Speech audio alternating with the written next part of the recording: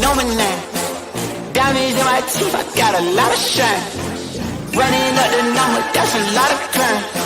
Try to take it from me, must be out your mind. I'm big time, lot of sun. Smoky in the air, that's a lot of pine. Pockets running over with the dollar sign. Try to take it from me. Yeah. Big time, big time, big time.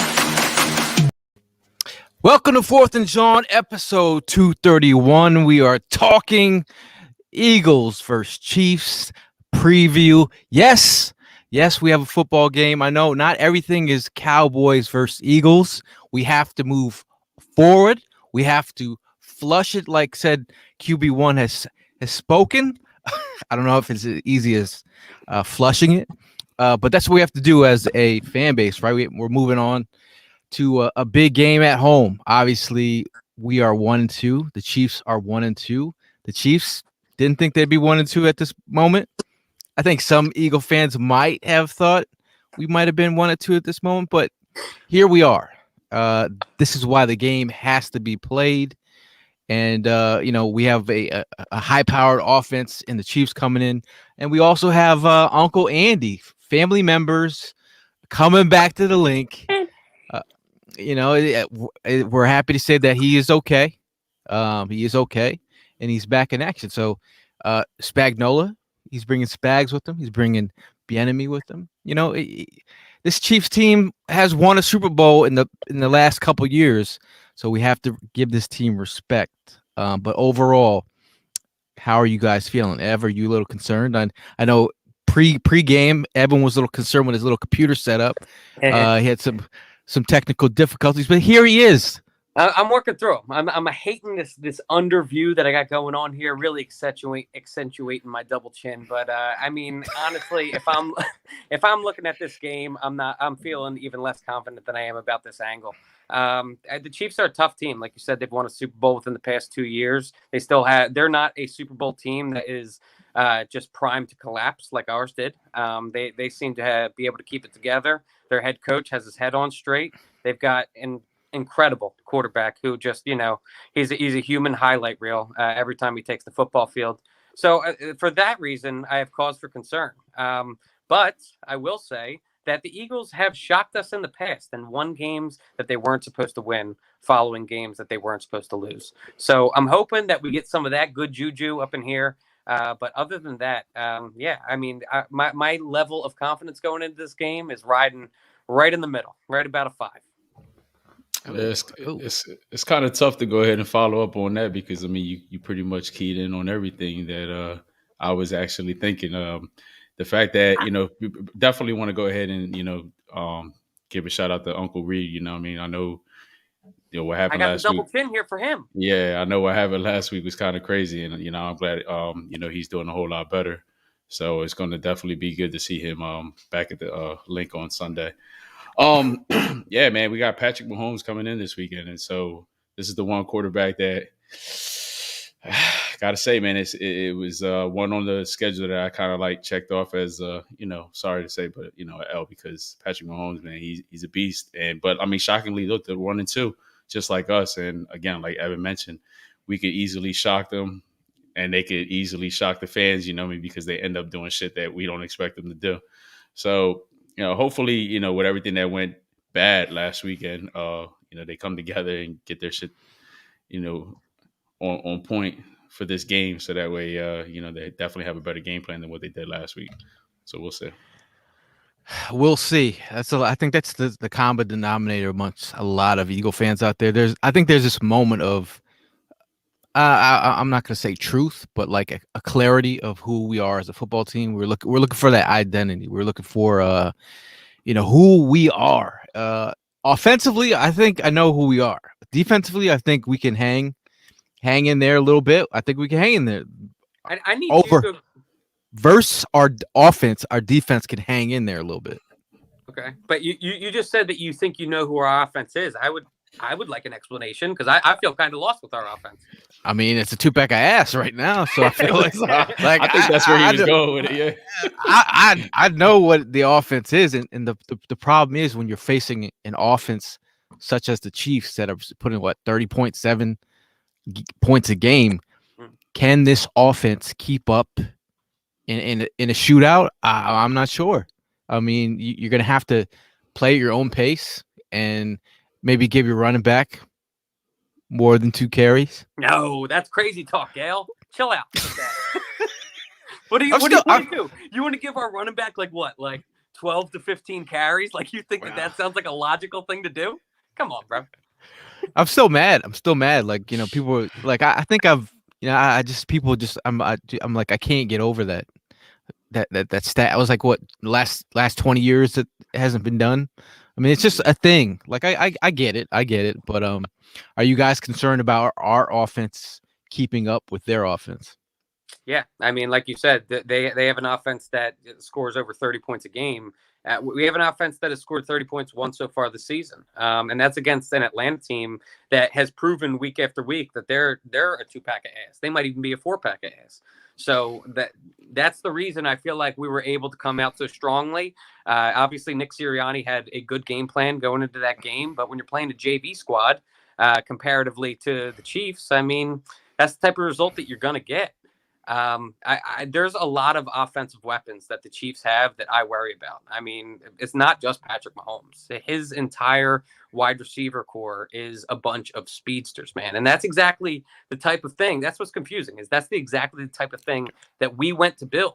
We went and got the fastest wide receivers out there, but we have a quarterback that seems to not be able to throw a decent deep ball. So what good are fast wide receivers if your quarterback can't throw it far? It's a problem that we are trying to find our way through as the year progresses. But yeah, that's where we're at right now. Well, I really hope it's a problem that we find our way through by this weekend, man. Because I mean, we got a long season ahead of us, and the weapons that you mentioned. I mean, we got Hill, we got Edwards, we got Williams. Hardman. You know, I mean, Mahomes himself, like at Kelsey. So they got some serious weapons there. They got some guys that we have to definitely keep up with, and the defense is going to get put to work. The problem that not the problem, but the thing that I'm just really worried about is how long is that defense going to stay on the field? I mean, eventually they get tired, and that's what happened on Sunday. I mean, those guys were tired; they were playing their asses off, and eventually, it's going to wear down on them, and the other team's going to take advantage. So I'm hoping that that's not going to be the same situation this weekend. I would love to see a whole bunch of 3 and outs, so that way we can go ahead and keep the defense fresh and they can keep doing what they need to do to go ahead and keep us in this game. Mm-hmm. But offense wise, I mean, it's like I don't think we're all there just yet to just really talk about an explosive offense, because we haven't really seen it since week 1, and now we're going into week 4 against the Super Bowl champions from a couple years ago. So I mean, they still got that Super Bowl mentality, and it's still fresh. Yeah. I just want to give a shout out to all the people in the chat that's showing up for the live feed. Obviously, some people listen via podcast. Some people show up for the live show. But shout out to Jason from Iowa, Mark from Oregon. I said it right. Brennan from Florida, Birdman from Cali, local hero Jordan showing up to the tailgate. He'll be there. Anthony from Seattle. I'm trying to think. Shout out to Spencer. And then we also have we got Todd up in here, and we also got Patrick, who says he's taking his son to his first Eagles game on Sunday. Hopefully, you'll meet us in G1, and you want to come tailgate, have a good time. We'll be there, cracking open some Bud Light and enjoying some Conchi tomato pies. So that'll be a good time. Another while we're here and while we're at it, can we talk about Shady McCoy's retiring tomorrow? Just thought that's music to my ears that he's going to retire as an Eagle. Everyone loves Shady McCoy in a certain sense. Obviously, I have had a love-hate relationship with McCoy since he ruined Endgame for me. I have not seen that movie. I'm going to put out a Endgame meme tomorrow. It'll be Endgame LaShawn McCoy, a bunch of, it'll be like the Marvel poster. I'll be putting that out tomorrow. But hat tip to LaShawn. Yeah, absolutely. Hat tip to LaShawn. And the biggest hat tip in the fact that I didn't watch any of the Marvel universe, so he didn't spoil jack for me, man. That was just fine. I actually enjoy watching the chaos of the timeline light up when something like that happens. Well, luckily I'm that guy that just don't really pay attention to what anybody says or their critics. You know what I mean? So like even when he did put it out there, I still watched it. I was still watching and got caught I with needed the that. I needed yeah. that. Oh fuck. Jonah Hill. Shaquan says Evan looks like Jonah Hill. Oh, damn. Man. All right, well, He said slim. Slim Jonah. I guess I'll take it. Look, man. All seriously, I'm happy Shady, decided to go ahead and retire as an Eagle, man. I think that's cool. His love for Philly is still here, always been here, never really went away. Every time he came back to the link, whether if it was to play against us, he definitely you could see like it took a lot out of him. So the fact that he's going ahead and do it on Sunday in front of all of us on at the game, I'm looking forward to that. And I definitely love the fact that he's going to go ahead and go down as a bird. And pretty much any Chip Kelly defector gets a green light in my book as well. I mean, it was a shame to watch him and Deshaun leave the way that they did during the Chip Kelly era. But Shady McCoy, record-wise, he's like the best running back that the Eagles have ever had. And just his shiftiness, his one-cut ability, the dude was a beast for us. And it was a shame he left at the time that he did. But I'm glad that he ended up getting the ring on his finger when it was all said and done. So it'll be good. Yeah, two rings. Two at that. 2 rings. I forgot about the Bucks run. Yes, you're right. Got two rings on his finger. So maybe it was for the better that he left the nest. I don't know. But kudos to him and congrats. There's an announcement. AJ has blessed us and she said, "Hey guys, I will be at the game. Nice. Hopefully, you'll be out there tailgating." The voice of an angel. That's yes. true. Now, David from Facebook, he says someone needs to tell Coach establishing the run opens things up for RPOs and play actions. You might even talk to Coach and saying the RPOs are run plays. Maybe they just. Maybe they should just call run plays and forget the RPOs. Just call a run. Yeah. So your quarterback doesn't have any options. Run the ball. I'm feeling like the game plan has to be run oriented. You're talking about a front that's not like. I said the same thing about the Cowboys front. Like I was like, we could run on these guys, but we didn't even try it. Didn't even try. You know what I mean? Well, I mean. Do you fear that all the injuries that we had to the offensive line is going to maybe even lessen the chances of the run? I mean, no. We I mean, that's the easiest thing to you should be able to run. You'd think until you come out with a game plan that is 3 runs in the entire game. I'm saying you should be able to run, right? Suo Opeta's been here. We know our running back can run, so that part we know. We just don't know if he's going to get put. I mean, I like how Gail just tries to reinsure the fact by saying Suo Opeta is going to get the job. I'm just saying. I missed that. I'm just saying. Okay. We got Nate Herbig too. We got names, but are they going to be able to get the job done? I don't know. Damn. Listen, bro, I'm being realistic here. It's the Jonah Hill thing, bro. It's the Jonah Hill thing. It's the fucking I'm on my phone thing. Somebody called you. You had the car salesman look today. Jesus Christ! I have a job, people. I have a job that I came from. Let me know when the sale pops on, bro. I was looking for that comment. I can't find it, but it's somewhere. It's somewhere. Hey man, just overall, just thinking about. Mark said Evan's hurt. Evan is hurt. I mean, honestly, I would like to ask the chat: is anybody not hurt after watching that game? That game, I feel like for the entire fan base, kind of really humbled our expectations for the year. I mean, as the season ramped up, as we got closer after that first win, my expectations changed slightly. Not like we're going all the way sort of thing, but they slightly changed where I was willing to give them an extra win or two than what I was saying in the off season. But I mean, the way that we have played the past 2 weeks where we just come out completely flat and stale, that has kind of re-regulated my expectations.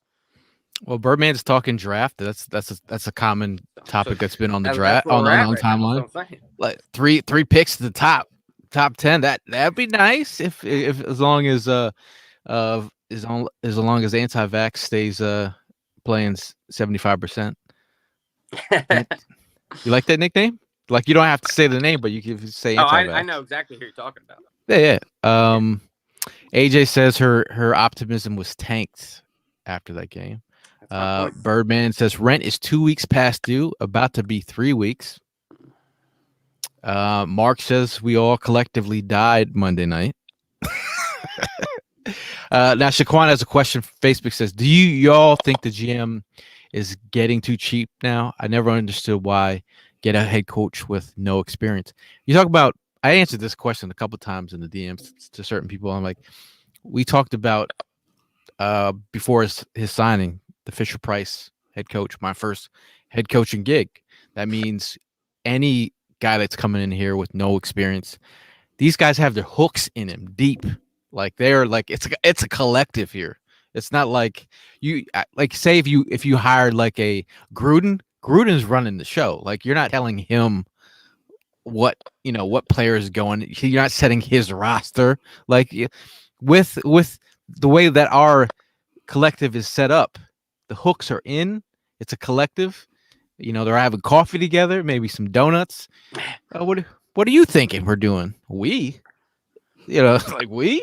Okay, it just is what it is. So, Yeah, and I did see after last week's game, there was a lot of circulating of that. Do you remember when Milton Williams ended up getting drafted and that whole sort of the awkward vibes that were going on inside the war room when Howie Roseman was going over and congratulating, he gets a half-ass kind of pound.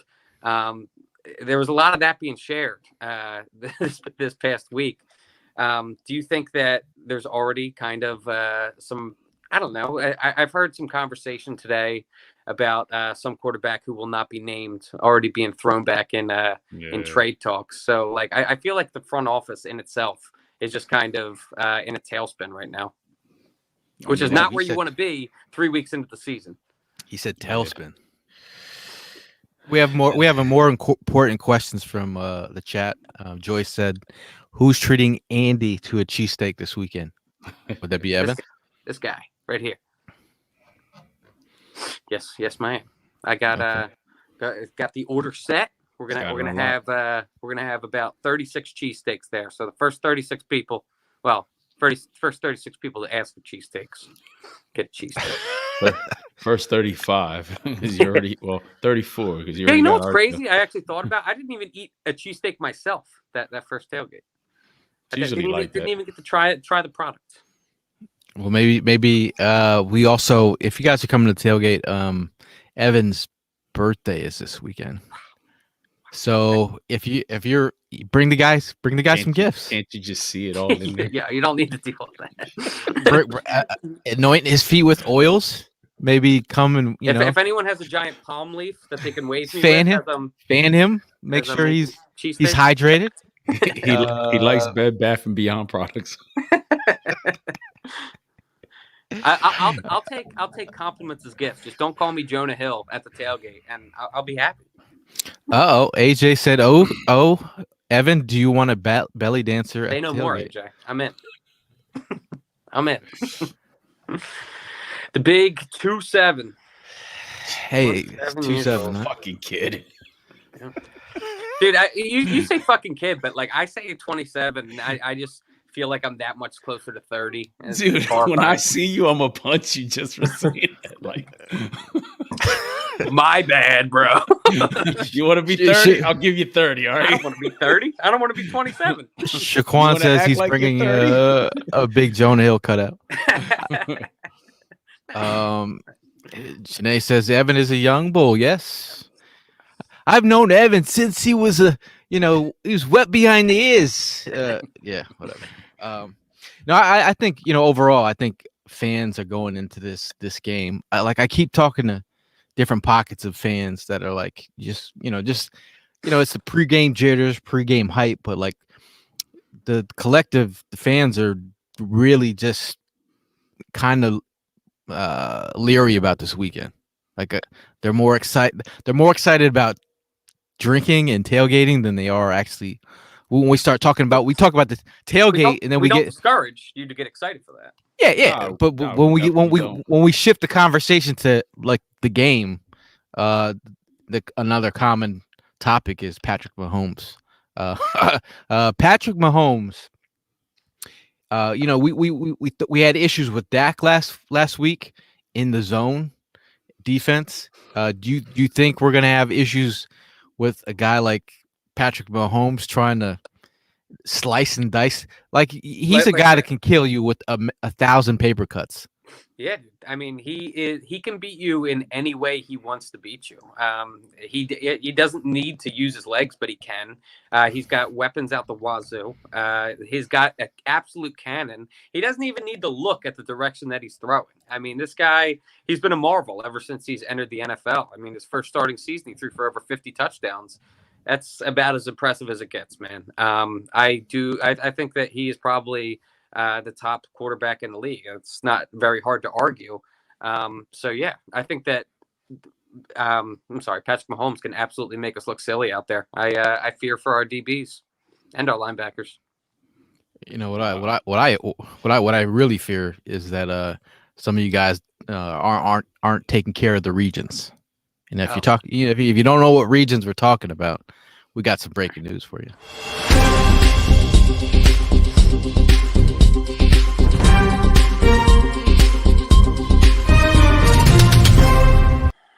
Attention listeners from across the galaxy, all the way from Australia to Houston to Philly. Do we have a pew problem? If so, our friends at Manscaped have cleared you for takeoff with their 4th generation brand new lawnmower 4.0. Kick your pubes to the next planet with the Performance Package 4.0. The orbits in your pants will feel like you're in zero gravity when you use the best tools for the job from leaders in male grooming. Join the 2 million men worldwide who trust Manscaped and get your rocket ready for takeoff by going to manscaped.com for 20% off plus free shipping with the code FANSIDED20. Now, I'm not Jonah Hill, but now since I'm on the phone, I could show you my little McLovin. No, I'm just kidding. We've been manscaping out here. Inside this package, you will find the Lawnmower 4.0 trimmer, the Weed Whacker ear and hair trimmer, the Crop Preserver ball deodorant, Crop Reviver toner, Performance boxer briefs, and a travel bag to hold in your whole solar system. If you are in the area of the USA, Canada, UK, across all of Europe, Australia, South Africa, and Singapore, you can get this Manscaped 4.0 package. Go get it. Get a Manscaped. Don't forget to use the Crop Preserver, ball deodorant, and their Crop Reviver to help your little planters be on their A game while feeling the sun's heat. Manscaped even threw in 2 free gifts to their Performance Package 4.0, the Manscaped Boxers and the Shed Travel Bag. Abort Harry Balls and Buzz Lightyear that Woody with Manscaped. Get 20% off free shipping with the code FANSIDED20 at manscaped.com. That's 20% off plus free shipping with the code FANSIDED20 at manscaped.com. For a clean trinity and beyond, your space balls will thank you. And we like to thank you guys for being professional as always during those reads. Dick Ross says, you guys setting up for Sunday, making the trip again? Yes, Mr. Ross, we are in G1. If you come in the tailgate, we will be there bright and early. I'll be there around 4:30 in line, 4:30 a.m. in line, 4:30 a.m. in line for those. People don't realize how early you have to get in there. Let me tell you something. Like you're like I'm in line at 4:30. There's no way I'm gonna have to rush to get a tailgate spot. No, it's like tailgate Olympics. You see families passing batons like cones to get their family to run to the parking lot. It's kind of crazy. But yeah, I mean, what else is kind of crazy is Mr. Tyreek Hill. Let's talk about Tyreek Hill. This guy is faster than a cheetah, faster than a speeding bullet. This guy is. You talk about eliteness. We're facing elite quarterback, elite wide receiver, elite tight end. But this guy takes the top off the defense. Do you think we can contain Tyreek Hill? You talk about yak. This guy is the definition of yak. I mean, Darius Slay has been playing well so far this year. He's been able to somewhat lock down his opponent. But Tyreek Hill, he's another tough test for him. And it's not so much who Darius Slay is going to be covering. It's all the other players. If Darius Slay is following Tyreek Hill around all day, he's going to have his hands full and he might get open. But that also means that, whether it's Hardman, Pringle, Travis Kelce, any of those guys also have the ability to get open. So I don't just fear him. I fear all of the people that are going to be getting open because of him. Yeah, I mean, the secondary is going to get put to work, man, and that's the part I'm definitely not looking forward to. Just going to see what this with how much these guys are going to go ahead and try to keep up with Tyreek Hill just himself. But like Evan mentioned, that ball is going to get spread around pretty much. With the fact that Tyreek Hill is definitely going to go ahead and draw the most attention out of everybody. And Kelce as well, so those are two guys that are definitely going to go ahead and change the game plan and make this secondary really go to work. So it's scary, man. And it's sad that we have back-to-back weeks that we're going to be thinking about this because, I definitely wasn't expecting all what happened last week to happen. We forget that Jason Kelsey's brother is coming into town. Travis Kelce. But you think his parents walk around or his dad, if I was going to look at, I was like, I make all pro sons. That came out of me. Yeah, I mean that is some elite genetics. It really that one is. Came out of the right one. This one came out of the left one. But I will say about Travis Kelce that no doubt he's an elite player. Obviously my bias leans towards Jason and the Kelce family. But one thing that I thought was particularly funny about Travis Kelce is after he won the Super Bowl, it felt like to me that he was almost trying to live up to what his brother did at the Philadelphia Eagles Super Bowl parade. I remember him trying to get the Kansas City crowd all riled up, and he wasn't dressed like a mummer, but he was having the same sort of persona that day. And I just watched it, and I was like, it feels like you're forcing it. You're not Jason Kelce. You're not your brother. You're an elite player. Don't get me wrong. But Jason Kelce seems to be the king party animal in that house. So, yeah, that's where I stand on the matter. Like my man Jay said. Fuck. If you don't know, you should know. Christian says he's a little anxious. See who covers who. I would hope that Matt Maddox doesn't get stuck with covering Kelce. It's going to be interesting if they try to double. It's like if you try to double Kelce or double, the cheetah. I mean, they're hitting you from all different angles. I mean, Mecole Hardman can stretch the field. I feel like Pringle can get deep. And Andy gets creative as well. I mean, he runs screen game with Andy is like the screen game, the end arounds. I mean, I've wide seen receiver and the tight end screen game is serious with these guys. Anything and everything can happen. You could Travis Kelce could have more rushing attempts than Miles Sanders by the end of this game. Who knows? See, the thing about the Chiefs and them losing, it's kind of like when you say, we shot ourselves in the foot. 4 turnovers, definitely not something that normally happens. Clyde Edwards-Helaire, he fumbled twice, I believe, and then he fumbled in Baltimore as well. And Tyreek Hill had a couple turnovers, so it's not those situations aren't the norm for those guys. So some were like, oh, it's an anomaly. It's an anomaly. These things don't normally happen with those guys. So right. Relax. So I'm again slowing down their offense could be an issue. So, but thinking about our unit, and where we could take advantage of their offense, I'm looking at their linebackers. Hopefully in space, Hitchens and Bolton are guys that maybe we could take advantage of in space. Also, I mean, Nick Bolton out of Missouri, a guy who a lot of guys loved him during the draft. Yep. From Missouri. Were you a Nick Bolton fan? Yeah. I mean, I was welcome to any linebacker, man. I would welcome the Eagles to draft any linebacker at this point. I mean, I was huge on JOK prior to the draft. But I mean, Nick Bolton, that would have been gravy. Bourbon says Kelsey's dad used Manscaped. Yeah, that's he's like, he walks around as like, I have an all pro stack. All pro. 6 times all pro. Charles is mentioning free booby. Obviously, everyone's been kind of backing that sentiment. Like, everyone's right there with you, Charles. I think I made enough memes for the week for Miles Sanders. I think in the back of his mind, like, he did a couple pressers and he's saying, whatever I have to do to for us to win. That's what it's all about. But in the back of my mind, I know what he's thinking. What do you? Yeah. Oh, well, yeah. Booby, of course, is thinking that he needs to get the ball more, and he can't say what he wants to say. But I was more. Yes. Adam Michael Gibbs just brought up the point I was about to bring up. What do you think has been done this week to try and tackle this penalty problem? Because the stat that I heard about Derek Barnett that you shared, Gail, that is absolutely just catastrophic.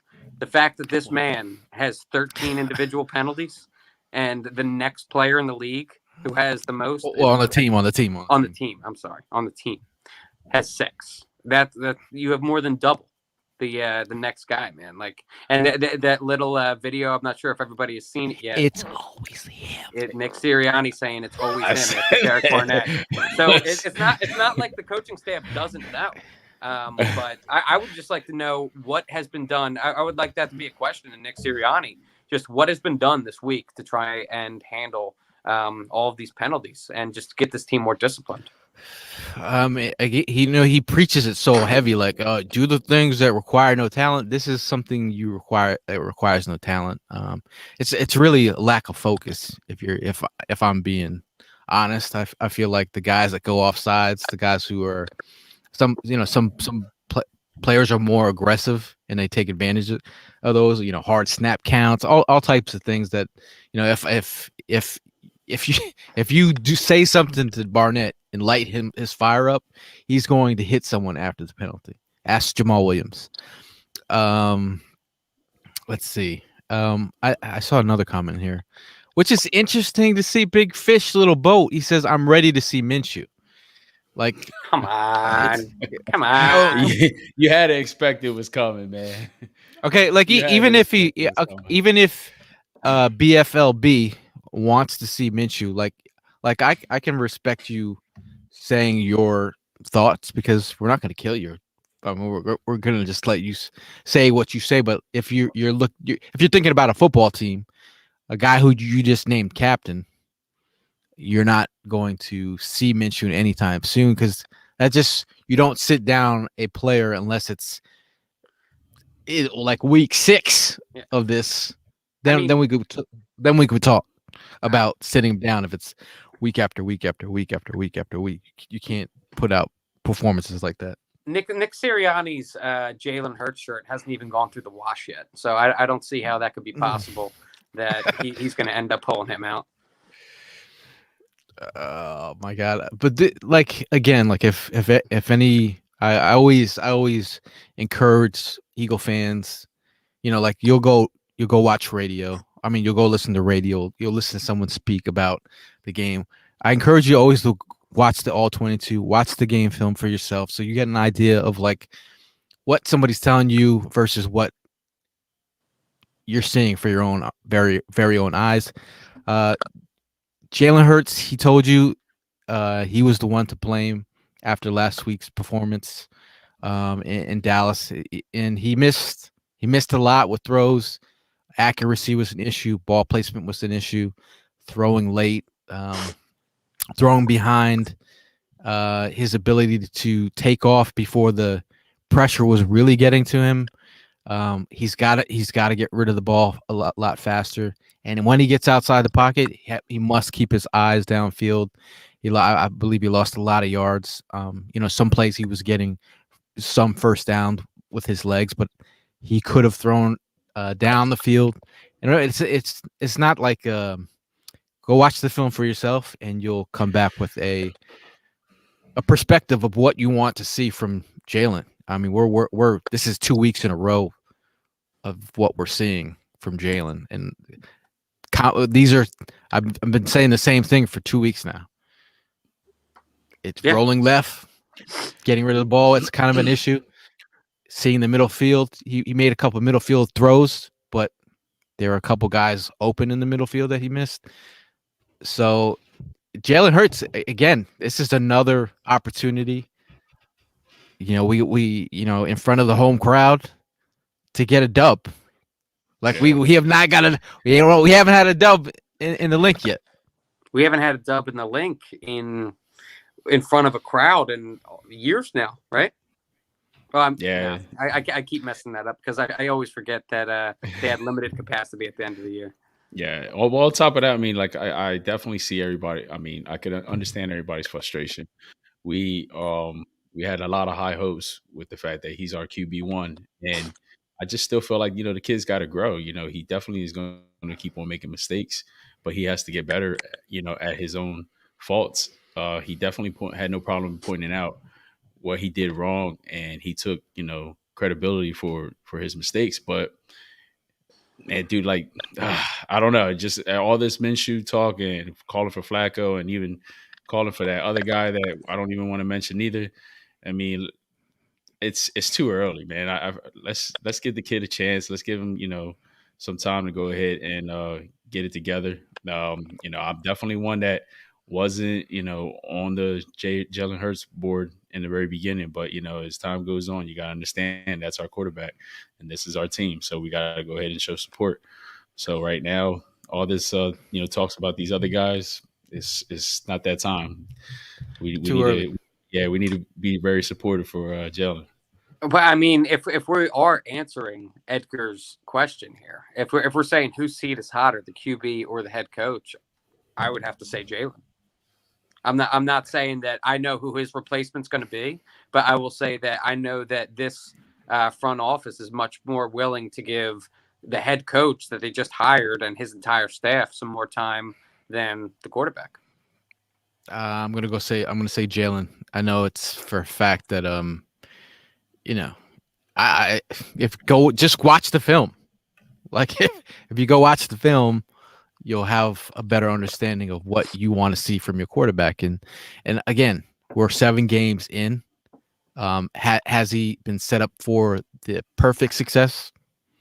I believe a balanced a balanced passing attack, running attack would work wonders for him, utilizing his mobility, utilizing the play action.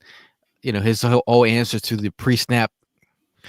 I need to see more pre-snap. I think the more window dressing you have with Jalen, it gives you an opportunity to take advantage of the things that he does well, like roll out of the pocket, his mobility, the RPOs.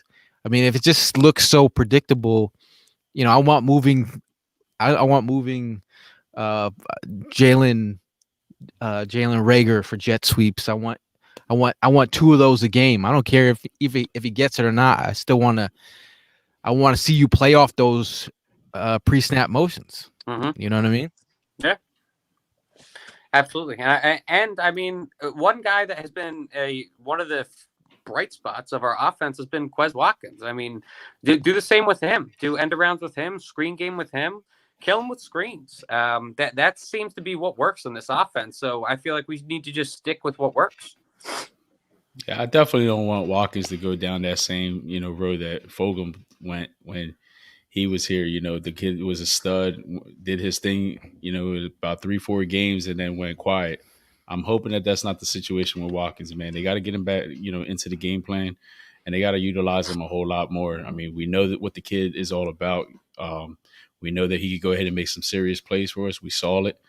But I really want to keep on seeing it. And last week we didn't see enough, like nothing, and it's upsetting, man. So I really would hope that him and Devontae have a breakout game this weekend.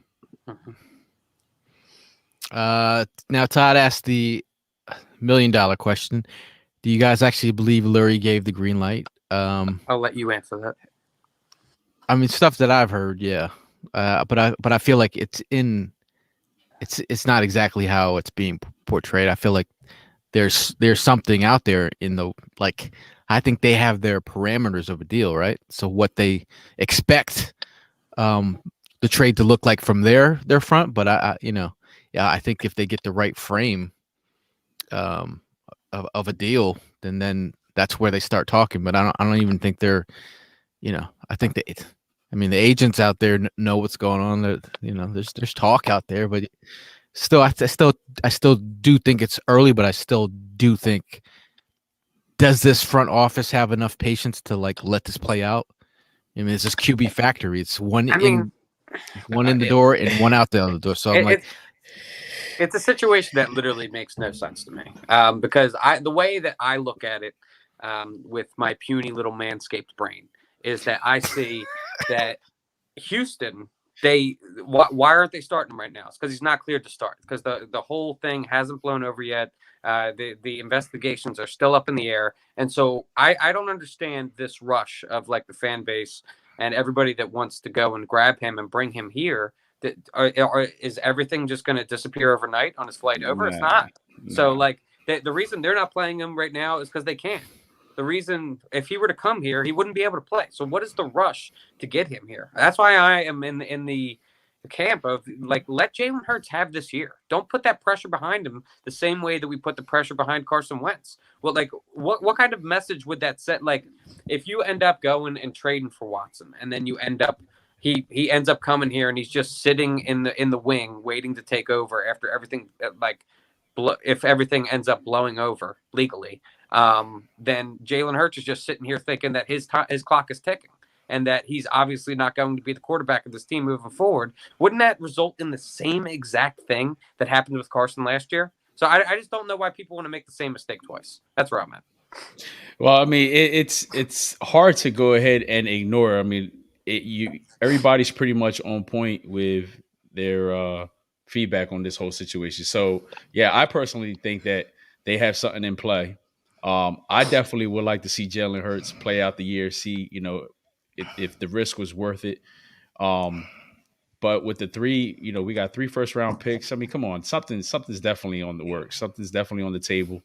So right now, what everybody calling for is what most fans want. But Evan, you're right. It doesn't make no sense for it to happen now because it's not going to go ahead and change. It's not like he's going to come into Philly and he's going to be able to play.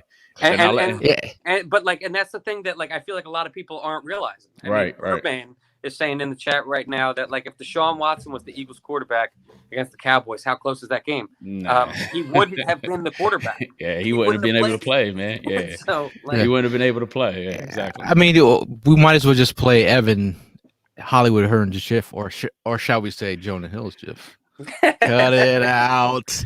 Get out. Cut it out, Birdman. Cut it out.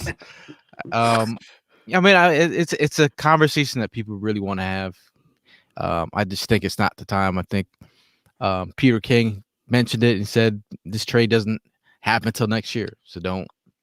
There's a lot of things that need to happen. I just think it's a delicate situation at the moment, and obviously on the timeline, people, up in arms about the topic. But here we are, and it's a game. It's game. The game is nearing, and this is the kind of topics that we're fans are like fixated on.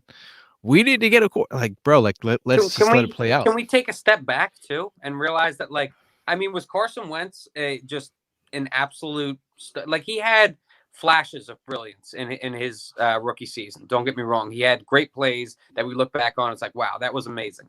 But if you go back and look at his stat line, it was a pretty mediocre run-of-the-mill year. It wasn't anything that really was spectacular. So, this is Jalen Hurts' first real year as being our quarterback, leading the team. He didn't have a preseason last year. He just got thrust into a bad situation that was from the top down, whether it's the offensive line or the wide receivers. It was just a mess.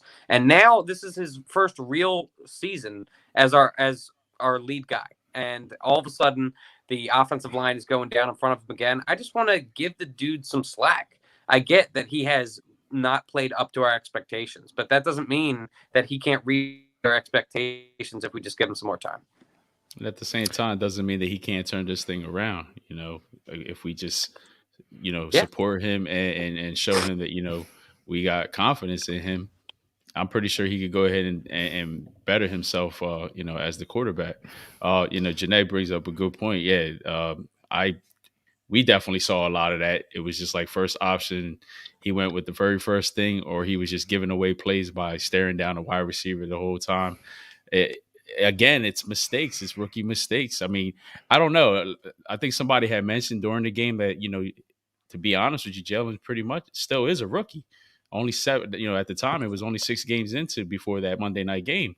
So like he's still fresh, he's still learning. And you guys mentioned just a little while ago, yeah, no preseason, no time to go ahead and get prepared.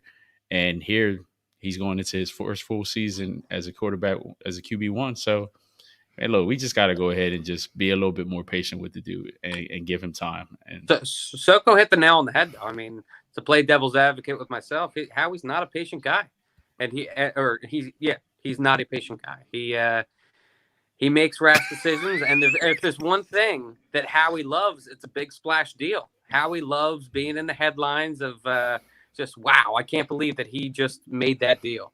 That is his MO. I just hope that he uses his brain. I just disagree with the move. I'm not the GM. I don't make the decisions. I wouldn't agree with the move if he made it right now. And I'll stand by that after he makes the move, if that were to happen. Now, Joey says Hurts has a big season to improve now. Hopefully the pressure doesn't get to him like Carson. I think we talked about that coach speak that he lives in, the kind of like, like he's really unfazed by a lot of things. I think I saw him usually he's unfazed by things. That when he threw that pick six, I felt like he was in his feels for a second. Did come back and get some garbage stats and what have you, but I felt like he was in his head a little bit. Obviously he took the blame. Says when you take a douche, you don't look at it, you flush it. That was another coach speak. After the post game, I was like, is this the kind of game where you just wrap it up and you throw it away? That's the same kind of coach speak that some coach told me.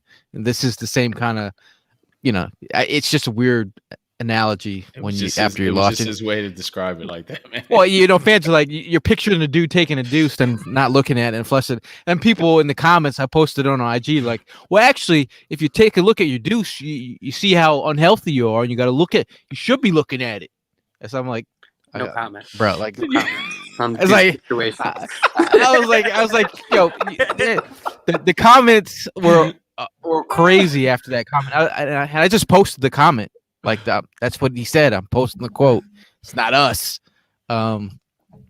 Overall, I just felt like he's in that coach speak kind of vibe. Like Prime said, like if he has a great game and he feels that you rally around Hurts with a pocket full of shells, and he gets this kind of vibe, like you could ride that for a little bit, but man. It's right now, the energy has been weak for the last 2 weeks. You've stacked 2 weeks of terrible performances by the offense that now you either have to break out of this box or. Mark's comment was awesome. Can you put that up on the screen? Mark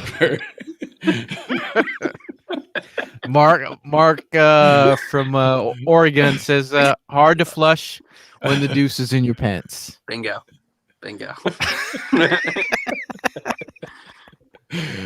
Oh man, going way left. You're right about that. Look, Jalen. Look, at the end of the day, just understand. You come back into the link on Sunday. Do your part, and us fans will do our part, man. And when we bring both together, yeah, we can make this change, man. So I'm hoping that the kid just flushes it, comes in on Sunday, changes it up, man, and the outcome would be with us getting a W on Sunday.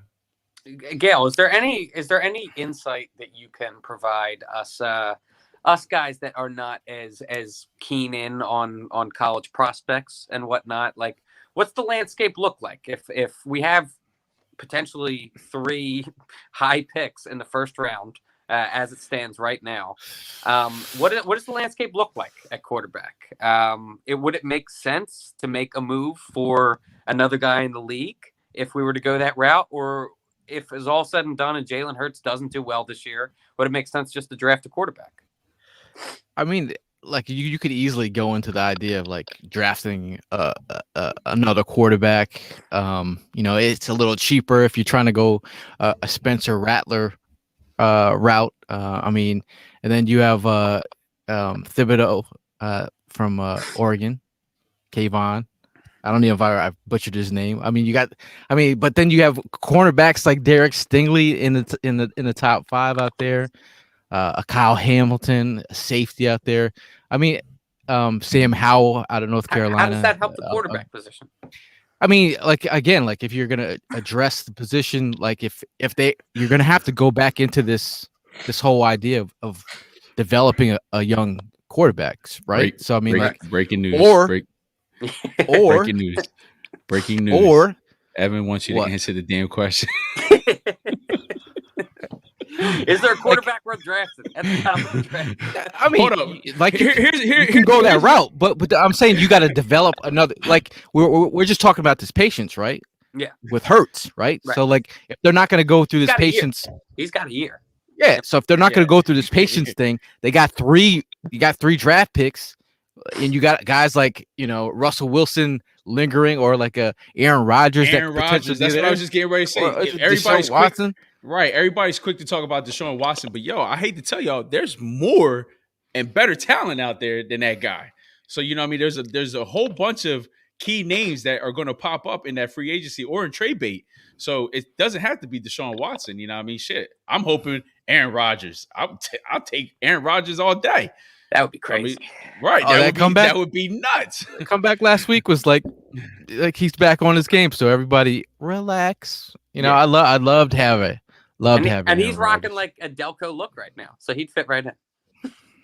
He'll bring that number 12 back to the green. Oh man, come on! I'll take. I just think the whole patience thing.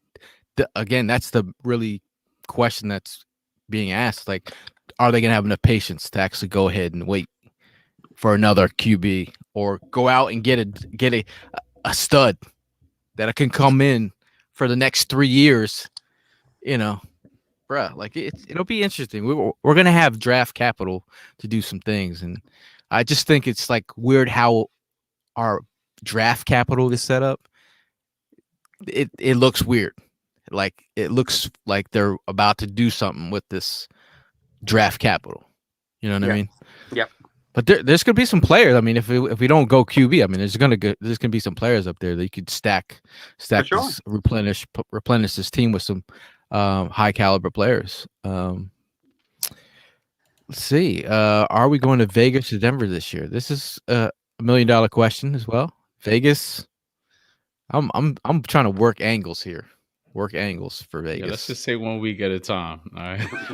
But it's actually it's really cheap right now. Prices are going down. The anti-vax folks are selling the tickets. So a lot of people are selling their tickets out there. Let's see. Man, we're talking about the Chiefs, but it went off the rails a little bit now. A little bit.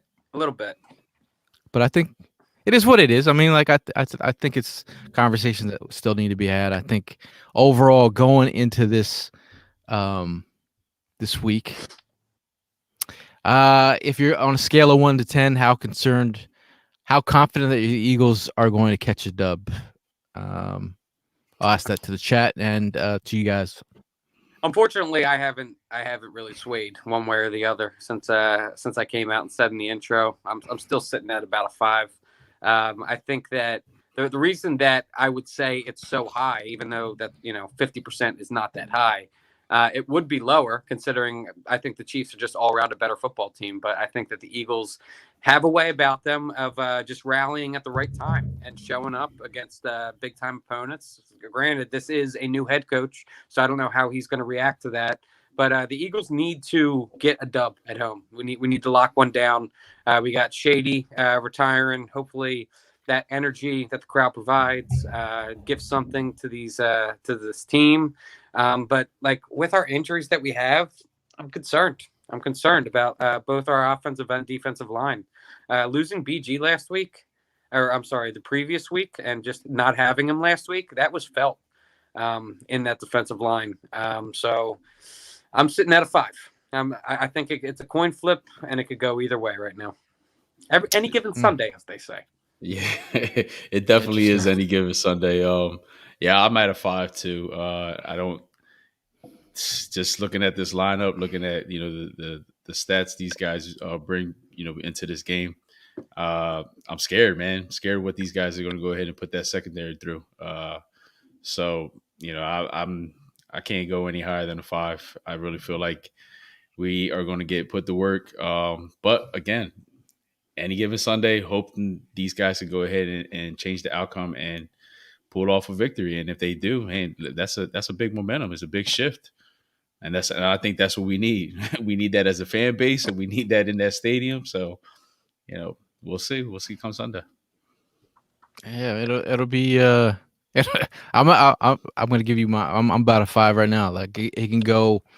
You're going to either have to play. You're going to have to play a perfect game to this offense really has to have a perfect game to compete. You got to keep up with this offense. You leave your defense out there time after time after time, they're going to get gassed. And we're talking about death by 1,000 paper cuts. That shit is real. So with a Kansas City Chiefs offense that is high powered, a lot of self-inflicted wounds over the last couple of weeks. They're hungry to get back on the track, and they're trying to get their street cred back. And let's see if the Eagles are ready and willing to knuckle up at home at Lincoln Financial Field. It'll be rabid fans. There'll be a great tailgate. We'll be in G1. If you guys like to tailgate, have some suds courtesy of Bud Light. Shout out to Country Bakery, also providing the tomato pies, which will have some beautiful, beautiful designs. We still haven't figured out what's going to be on that yet. We figure it out, but we figured it out. Maybe. Evan will be making some cheesesteaks, yes. His famous cheesesteaks. If you've never had a cheesesteak, I have some friends from high school coming in. Put it all the way out. Love to make them some. Love to make them some. You're going to put it all the way out. Ready and willing. With or without. All we got is American cheese. So don't be picky out there. American Evan, cheese is the best on a cheesesteak. You're going to put the heat all the way up, right? Yeah, well, yeah. I wasn't going to bring that one back up, but I know how to work. I know how to operate this new grill now. Do I get the pass for wearing a Shady McCoy jersey this week? Absolutely. That's okay, right? Shit, right. Rock the shit out of that thing. You want me? If you want, I'll bring mine out of my closet too, man. We can rock Shady all week. Let's rock it. Say no more. Put the Manscaper logo on the pies. How about that? Joyce, outside the box. Outside the box thinker. I like that. That's a good idea. Yeah. Outside the box thinker. Yeah. First thing that's going to come to their mind is pubes on the I was going to make the joke. I didn't want to go there. Yeah, we got a Manscaped pizza over here. Yeah, but overall, man, I feel like it's gonna be a great day for football, whether you like it or not. We're gonna be there having a good time.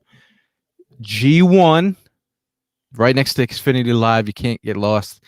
Check out our socials. We'll put out a map that'll show you where you're at.